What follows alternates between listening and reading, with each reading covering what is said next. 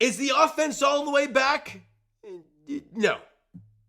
However, the losing streak comes to an end for the Toronto Blue Jays as they win 3-1 over the Los Angeles Dodgers today at Rogers Center. And you know what?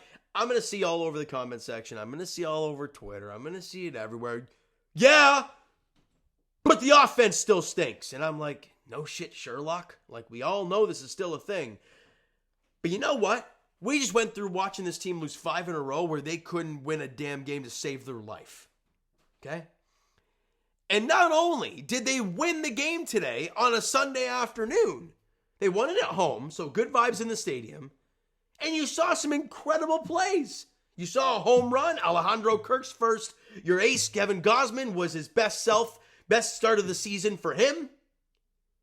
So how about we sit here and enjoy it? Because it has been a miserable time for Toronto sports over the last, I don't know, almost week now? With the Jays having lost 5 in a row, having the Leafs be basically now eliminated from the playoffs. Yeah, we're in great shape. The Jays just won a ball game today. I'm going to freaking enjoy it. All right, here we go. Bottom half of the second inning. Still a 0-0 game. Shocker. We go, and Justin Turner gets a little infield single. Again, you need a little bit of luck when you're trying to win ball games, right? It's just the way it is. You get the infield single, and Davis Schneider drills a double into the gap. Justin Turner to the third. You have a second and third. Nobody out now. A chance to get the lead for the first time in, 4 or 5 games or some stupid number like that? They haven't had the lead. It's been awful. Dalton Varsho, it's a ground ball to first, but they're playing back a little bit, so Justin Turner's able to come home to score and give the Blue Jays a 1-0 lead. Okay, nice. But now you have a guy at third, less than 2 out. How's this going to happen? They bring the infield in, and IKF, God, couldn't have hit this thing any slower, but he does, and Davis Schneider boogies towards the plate. Max Muncy had a choice. You either risk the play at home, or you take the out at first. And I agree with his choice to go to first, because if you're Max Muncy, you think about this. The Jays offense stinks. They're going to score their second run of the ball game. You are the freaking Dodgers who rake baseballs. You're probably going to score 2 runs. So you take the out at first. Instead of trying to risk the play at home, and if he's safe there, you still only got 1 out, you got a guy at first now, and who knows what can happen after that. So I think it was the right play by Muncy. As a pure baseball fan standpoint. But for the Blue Jays, you're like, thank you. We got a 2-0 lead now. And then next up, you think, okay, 2 out, nobody on. You scored a couple runs. That's the end of the inning. Well, no. Alejandro Kirk drills one to right field, and it's gone. His first home run of the season, and the Blue Jays had another run. It's 3-0. And I'm listening to the game on the radio, and I'm like, hold on, they've scored 3 runs in the first 2 innings. Can they finally score 5? No. No. They still can't do that, but you got a 3-0 lead now. Now Kevin Gausman makes a mistake and gives up a solo shot to Freddie Freeman, and you're like, okay, it's 3-1, clenched butt cheeks start to happen, and you're like, okay, here we go. This could go bad. But no. The Blue Jays get a little bit of luck. Defense was outstanding. Dalton Varsho in the first inning off of Ohtani. Incredible catch at the wall. And then you go to the bottom half of the 8th inning where things get a little hairy, right? Because Kevin Gausman's not out of the game. He was spectacular. Jimmy Garcia goes out there to face Austin Barnes, who has like a 650 OPS and batting 9th. You got to get that guy out because you know what that top of the lineup looks like. You cannot walk the number 9 hitter. And he does. And you're like, oh, God. It was a good at bat from Austin Barnes, for sure. But he walks him. And you're like, okay, this is not good. And Mookie Betts drills a double, and now it's 2 guys at second and third with nobody out. Tying run in scoring position for Ohtani, Freeman, Teoscar, Max Muncy. And we're like, oh, God. Oh, well, this is not going to go well. Ohtani pops it up. You're thinking, okay, maybe some positivity. You walk Freddie Freeman intentionally, obviously. Base loaded, you have double play in order now. Teoscar Hernandez to the plate, strikes him out. You're like, holy crap, is this possible? Is this possible? Max Muncy at the dish, and this was good. It's going to be a talking point. The move to bring in Tim Meza over letting Jimmy Garcia face Muncy is a little wild. You can look at it in multiple different ways. You can look at it as like, okay, lefty, fine, but Meza's been awful this season. Muncy, though, his numbers against lefties aren't great. However, Jimmy Garcia has been your best reliever all year long, and he could possibly get out of this jam. They go to Tim Mesa. And I'm listening on the radio, right? I'm listening to Ben Shulman. And all I hear, again, I don't remember word for word what he said, but it was something along the lines of Max Muncy drives it to right, Springer going back to the track, to the wall, and I'm like, you've got to be kidding me. Like, he just allowed a grand slam. And then I hear, Varsho jumps and catches at the wall, and I'm like, oh, for the love of God. Give me a heart attack, why don't you? Like, holy crud, what? If that left the ballpark and was a grand slam, and you got beat by the matchups because of the books and this and that, oh boy, I can hear the discourse already. And maybe might still even have it because it was that freaking close. But you get out of that inning, you're up 3-1. We go to the ninth inning. Jordan Romano goes out there, and Andy Pages, I think that's how you pronounce his name. I could be butchering it completely. But anyways, he drives one to right center field. Looked like it's going to be a double. But George Springer goes flying and make an incredible catch with a massive celly on the ground. And Chris LaRue said on the broadcast, on the radio side, that was probably one of the best catches he's seen for the Blue Jays this season. Probably maybe one of the best catches George has made as a Blue Jay. And that's a massive situation too. Ninth inning, you're only up by 2. He gets on base. It's obviously going to be a double, at least. And a tying run comes to the plate now. But he makes that play. Romano strikes out Outman, strikes out Gavin Lutz, and that's it. Ball game.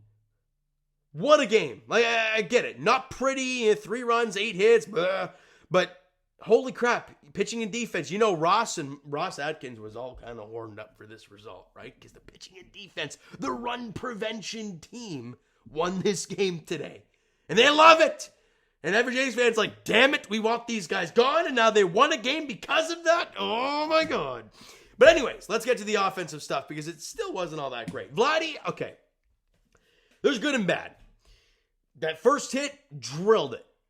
Really nice hit. Stayed through the ball. Line drive, gorgeous. Even his second hit. They were playing, he found the hole and he pushed it the other way, found right through the hole. Beautiful stuff. What I don't like is him getting freaking picked off at first base. It's like, okay. Or was it second? I don't care. One of the damn bases. You shouldn't be getting picked off. You just shouldn't be. You know, we've seen this so many times with this Blue Jays team just getting picked off in stupid situations. And you saw it again today. With Vladdy, was it the first inning or second inning? I think it was the first inning. And it's like, that's not what you want to see at all. However, I do like the 2 hits. And he had a double yesterday. So maybe starting to build on. I don't know. I'm trying to grab at something. It's not really working too well. But hey, he had 3 hits in the last 2 days. Screamers, line drives. I mean, you'll take it. George Springer, he gets a pass for me. Made that incredible play in the 9th inning. 0-4 with a couple strikeouts. It's not great at all. But that game-saving play in the 9th inning, I don't care what he did offensively. That was incredible. Bo Bichette. Okay. We all know Bo Bichette's defense isn't all that great, right? But what Bo is known for, not giving you defensively, he gives you extra offensively. Right now, he's not. 1 for 4 today. You think he broke up like a big offer that he had going on. It was just a single to the right side. It wasn't anything too crazy. But his other at-bats, just for 1 pitch ground out, 1 pitch this, 1 pitch that. It's like, holy, are we, like, what are we doing here? I mean, he's hitting .210 with a .263 OBP. And his defense isn't great. He's got an OPS in the 500s. I'm sorry, but that's just not good enough. Do I believe that he will figure it all out and be one of your better hitters for the rest? Yeah, I do, because we've seen it. Proof of concept. But for right now, boy, it's bad. Boy, it is bad.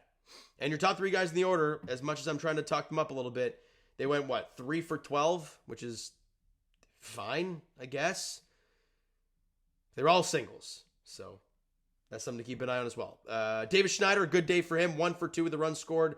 Had a walk as well, so got on base 3. Was it 3 of the 4 times he came to the dish? No, hold on a minute. 2 of the 3? Who cares? Regardless, got on base twice. Had an extra base hit. Great to see from Babe Schneider.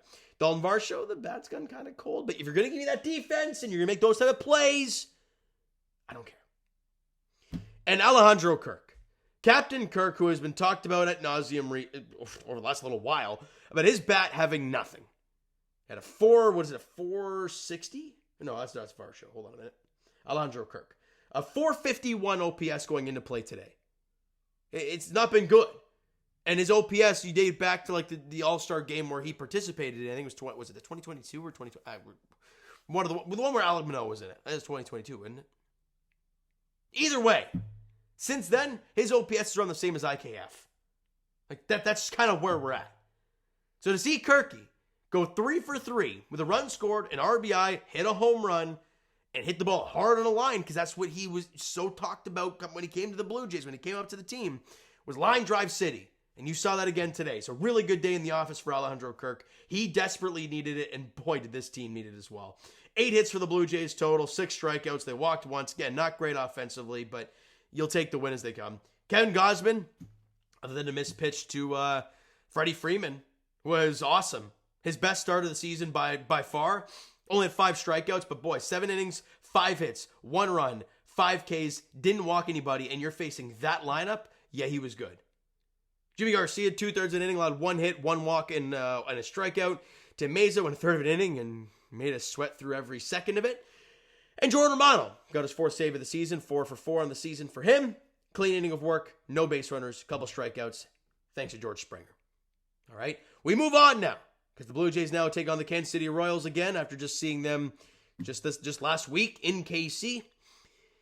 Yariel Rodriguez gets the start for the Blue Jays in Game 1 tomorrow night at 7:07. Game 2 is Cole Ragans versus Jose Barrios. And the finale of the series is Seth Lugo versus Chris Bassett for the Blue Jays get their off day on Thursday. All right, so that's kind of what we got going up here in the next 3 games. And if you're the Blue Jays, I'm not going to say I'm like super thrilled about the way this game went today. They won a ball game. They showed like they gave a crap.